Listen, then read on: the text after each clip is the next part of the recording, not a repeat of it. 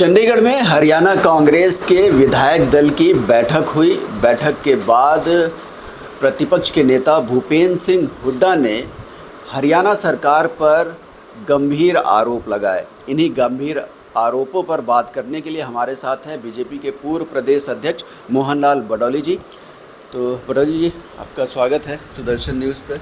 Sudarshan news के दर्शकों को भी जय श्री राम और बहुत बहुत बधाई। आज महाशिवरात्रि का पर्व है, श्रावण मास का महीना है। मैं आपके सभी चैनल के दर्शकों को महाशिवरात्रि की बहुत बहुत बधाई और शुभकामना देता हूँ। तो जैसा कि मैंने कहा कि आज कांग्रेस की बैठक हुई थी और उसमें जो भूपेंद्र सिंह हुड्डा ने मुख्यमंत्री के ऊपर आरोप लगाया कि मुख्यमंत्री जो है पार्ट टाइम मुख्यमंत्री हैं, हरियाणा को फुल टाइम मुख्यमंत्री चाहिए। ऐसा इसलिए उन्होंने कहा क्योंकि मुख्यमंत्री पंजाब के दौरे पे रहते हैं। भूपेंद्र सिंह हुड्डा के जिस प्रकार से कांग्रेस ने हालत की है, पहले तो भूपेंद्र सिंह हुड्डा ये बताया कि वो कांग्रेस पार्टी उनको नेता मानती है कि नहीं मानती है। अनेक ऐसे अवसर आए हैं कि हरियाणा प्रदेश में लगता है कि कांग्रेस जो है वो कांग्रेस नहीं है, अब तो परिवारों में बटी हुई कांग्रेस है। कहीं सुरजेवाला कांग्रेस है, कहीं हुड्डा कांग्रेस है, कहीं बहन शैलजा कांग्रेस है और अब तो चौधरी वीरेंद्र सिंह कांग्रेस भी, उनकी तो यात्रा भी पूरे हरियाणा ने देखी है। अब तो कांग्रेस पार्टी घरों में बटी हुई पार्टी हो चुकी है। कांग्रेस पार्टी का तो हरियाणा में जिस प्रकार का काम है और जिस प्रकार की उनकी विचारधाराएं जो आती है, जिस प्रकार की उनकी बयानबाजी आती है, वो लगता है हुड्डा साहब जो है अपनी कांग्रेस से दुखी हैं, उस दुख में ये बयान दिया है। उन्होंने ये आरोप लगाया सरकार के खिलाफ कि HKRN के 3.5 लाख जो कर्मचारी हैं उन्हें नियमित किया जाए की मांग की है।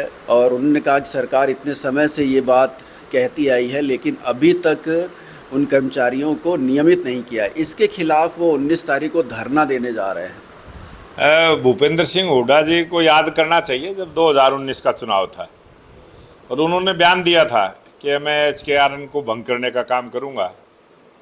और हरियाणा की जनता ने, हरियाणा के लोगों ने, हरियाणा के HKRN के कर्मचारियों ने पूरा आशीर्वाद भारतीय जनता पार्टी को दिया। और हमारे लोकप्रिय मुख्यमंत्री नायब सिंह सैनी ने जो बात कही थी उसको पूरा करने का काम किया है। जो 5 वर्ष तक जो कर्मचारी HKRN में रहे हैं उनको जॉब सिक्योरिटी की गारंटी दी है और वो बहुत सारी ऐसी सुविधाएं देने का काम किया है। अब उनको कोई डर नहीं है। हरियाणा प्रदेश में लाखों की संख्या में कर्मचारी हैं और उन सब की चिंता हरियाणा के लोकप्रिय मुख्यमंत्री नायब सिंह सैनी जी कर रहे हैं और करते रहेंगे। उनका कहना था कि जैसा कि प्रेस वार्ता में जब बात हुई उन्होंने संबोधित किया तो उन्होंने कहा कि हरियाणा में भ्रष्टाचार बहुत बढ़ गया है और आने वाला अगर संभावित विधानसभा का सत्र होगा तो इसके खिलाफ काम रोको प्रस्ताव लाएंगे। साथ में उन्होंने एक कमेटी भी गठित कर दी है कि उसका चेयरमैन जो है उन्होंने अशोक अरोड़ा थानेसर के विधायक को बनाया है। तो क्या कहेंगे? ये भ्रष्टाचार तो कांग्रेस की देन है। इस देश में लंबे समय तक कांग्रेस का शासन रहा है और जिस प्रकार से भ्रष्टाचार किया है, 2014 में भारतीय जनता पार्टी की सरकार को जो आशीर्वाद देश और प्रदेश की जनता ने दिया है वो भ्रष्टाचार से दुखी होकर ही दिया है।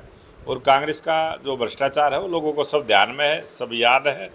और भारतीय जनता पार्टी की ऐसी सरकार है, जब से सरकार बनी है ना कोई भ्रष्टाचार हुआ ना घोटाला हुआ, और ये हमारी सरकार की बहुत बड़ी खूबसूरती है। आगे भी उन्होंने कहा कि उनकी जो विधायक दल की बैठक थी उनमें एक उन्होंने प्रस्ताव पास किया कि कॉमनवेल्थ गेम 2030 का को-होस्ट बनाया जाए हरियाणा को। तो इसको लेके क्या कहें? तो कांग्रेस पार्टी जो अभी आपने बात भ्रष्टाचार की थी और अब ये कॉमनवेल्थ गेम की जो बात कर रहे हैं, दिल्ली के अंदर पहले भी कॉमनवेल्थ गेम हुए हैं और 2010 का कॉमनवेल्थ गेम जो हुआ था और किस प्रकार का भ्रष्टाचार घोटाला हुआ था वो देश की प्रदेश की जनता भूली नहीं है।